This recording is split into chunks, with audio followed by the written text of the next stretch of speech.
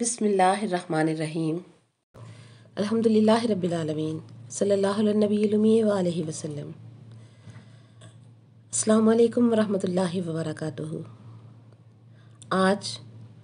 خوشبو قرآن میں معرفت رسالت مآب صلی اللہ علیہ وآلہ وسلم بوسیلہ قرآن کے موضوع پر ہمارا تیسرا دن ہے، اور ہم نے گزشتہ گفتگو میں جو قرآنی آیات پڑھیں اور سمجھیں،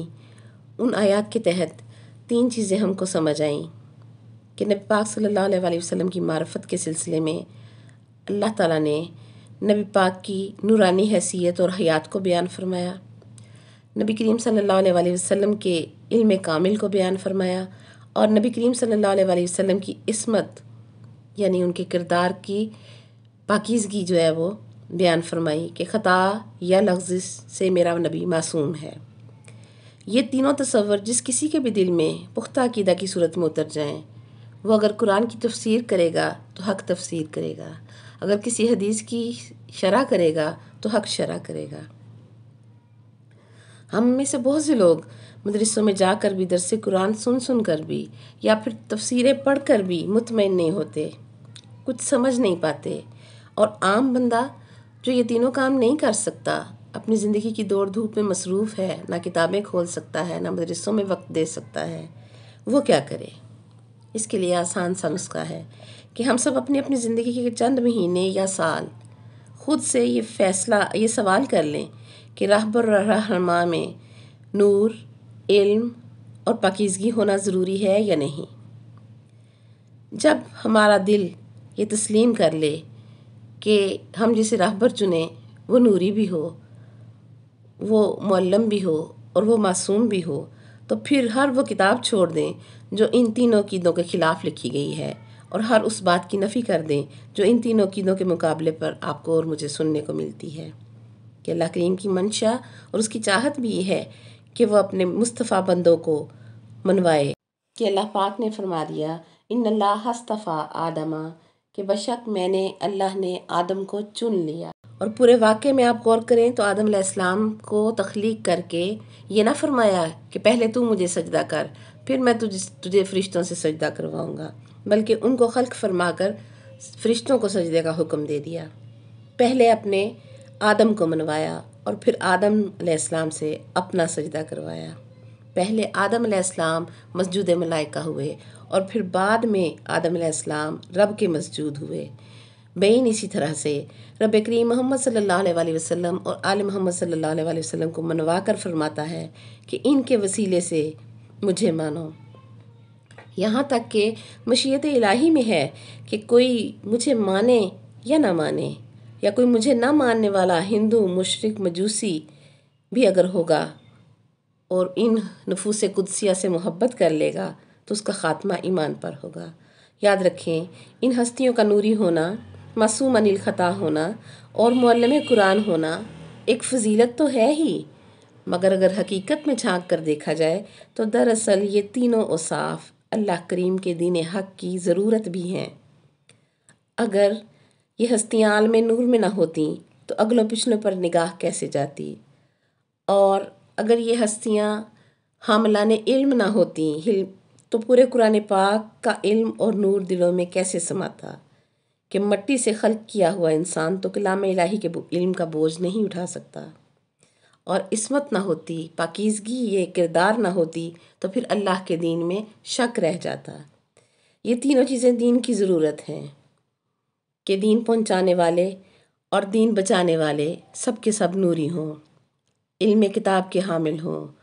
اور اگر رب کریم محمد صلی اللہ علیہ وآلہ وسلم اور آل محمد صلی اللہ علیہ وآلہ وسلم کی نورانی حیثیت ہمیں دکھا دیتا جو کہ آدم علیہ السلام کی خلقت سے بھی کروڑوں برس پہلے سے ہے، تو لوگ چمک ہی برداشت نہ کر سکتے اور بکھلا کر ہی کلمہ پڑھ لیتے، اور اللہ کریم کو ایسا کلمہ پڑھنا پسند نہیں ہے، کہ اللہ کریم نے واضح کر دیا ہے کہ لا اکراہ فی الدین، دین کے معاملے میں میں کسی پر کوئی جبر نہیں کرتا۔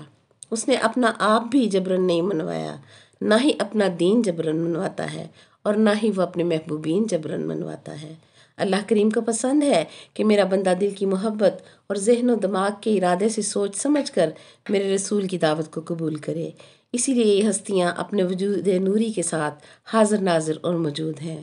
اور یا رسول اللہ کی پکار بھی وجود نوری کو لگائی جاتی ہے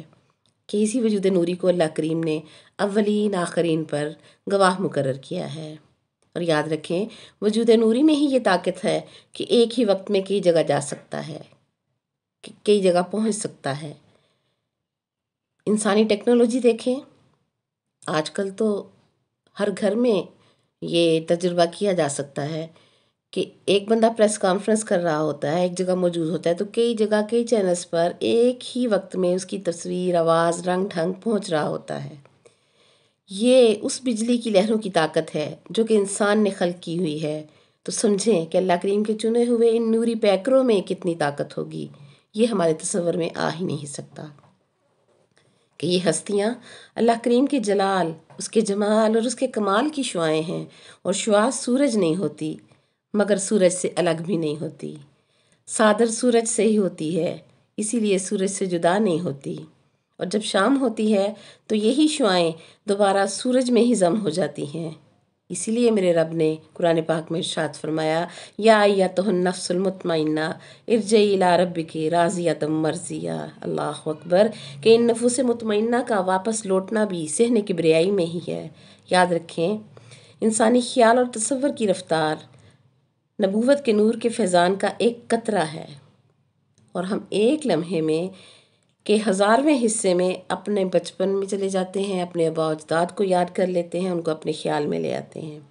یہ ایک قطرہ نور نبوت کا فیضان ہے، تو خود نبوت کے نور کا عالم کیا ہوگا۔ مسجد نبوی میں بیٹھ کر حوروں کی گفتگو سننا، دوران نماز جنت کے گوشوں کو تھامنے کے لیے ہاتھ بڑھانا، اور پھر آخری صف میں کھڑے ہوئے اپنے مقتدی کی نماز میں خلاف نماز حرکت کا دیکھ لینا، اور اس جیسے بہت سے معجزات ہمیں ان ہستیوں کی نورانی حیثیت کو تسلیم کرنے کے لیے کافی ہیں۔ یہی عقیدہ قرآنی ہے۔ اور یاد رکھیں حق عقیدہ جو ہے، قرآنی عقیدہ جو ہے، وہی اسی کی بنیاد پر کیے جانے والے اعمال اپنی معراج پائیں گے، اپنا نتیجہ پائیں گے۔ آج کے لیے اتنا ہی، کل پھر بات ہوگی عقیدہ اور عمل کے موضوع پر۔ خوشبو قرآن سے اجازت دیجیے۔ وآخر دعوانا ان الحمدللہ رب العالمین۔ سبحانک اللہم و بحمدک ونشہد ان لا الہ الا انت نستغفرک ونتوب الیک۔ الحمدللہ الذی ہدانا لہذا وما کنا لنہتدی لولا ان ہدانا اللہ، وصلی اللہ تعالی علی خیر خلقہ محمد وآلہ اجمعین برحمتک یا ارحم الراحمین۔ السلام علیکم ورحمۃ اللہ وبرکاتہ۔